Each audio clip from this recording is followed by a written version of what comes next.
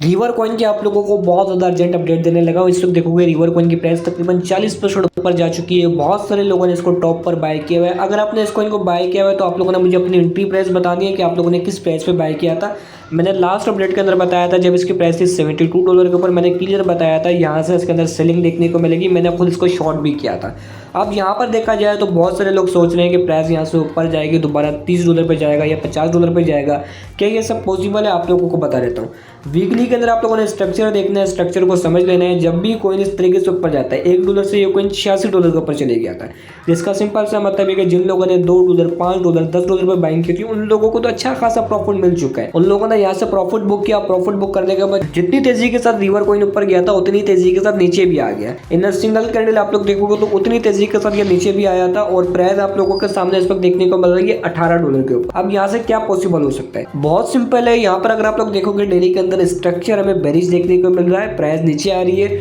अब प्राइस नीचे आने के बाद यहाँ पर इसने एक सपोर्ट बनाई हुई है। किसी ने अगर रिस्क लेना है तो जब भी ये $10 के ऊपर है इसको बाय कर सकता है। स्पॉट में बाय करने के बाद $12, $13, इवन $15 के ऊपर सेल कर सकता है। ये इसकी एक सपोर्ट बनी हुई है।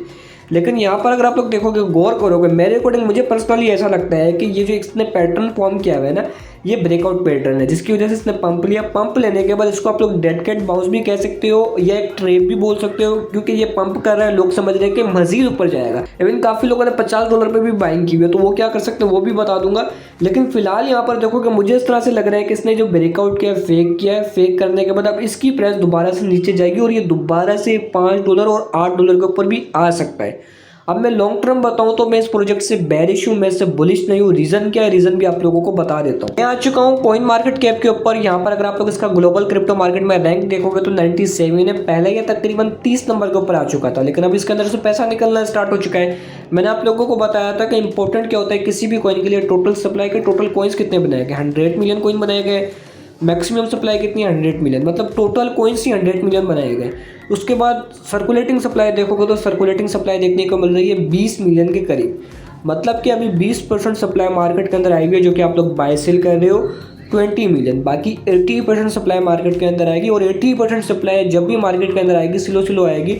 किसी भी कॉइन की 80% सप्लाई जब मार्केट के अंदर आती है ना, तो उस दौरान क्या होता है कि प्राइस नीचे ही जाती है, क्योंकि बायर्स तो है नहीं मार्केट में सेलर्स हैं। मार्केट में न्यू कॉइन्स आ रहे हैं, लेकिन नया पैसा मार्केट में नहीं इन हो रहा, नए कॉइन्स मार्केट में इन हो रहे, जिसकी वजह से क्या होगा कि प्राइस नीचे जाएगी। इन लॉन्ग टर्म देखा जाए तो ये कॉइन आप लोगों को नीचे ही जाता नजर आएगा। जितना इसने परफॉर्म करना था परफॉर्म कर लिया, अब ये नीचे ही आएगा। और अगर किसी ने $50 पे बाय किया हुआ है तो मैं उसको यही बोलूंगा कि अगर अभी वो लॉस के अंदर है तो वो इसको होल्ड कर ले। हो सकता है कि ये थोड़ा बहुत ऊपर चले जाए, $30-35 तक भी चले जाए तो वो इसको सेल कर सकते हैं। लेकिन जिसने अगर इसको $70 पे बाय किया है तो वो होल्ड ही करे, क्योंकि अभी वो अच्छे खासे लॉस के अंदर है। बाकी इस तरह के जो न्यूली प्रोजेक्ट होते हैं, जो तेज हाइप के साथ पंप करते हैं, वो इन द फ्यूचर नीचे ही जाते हैं।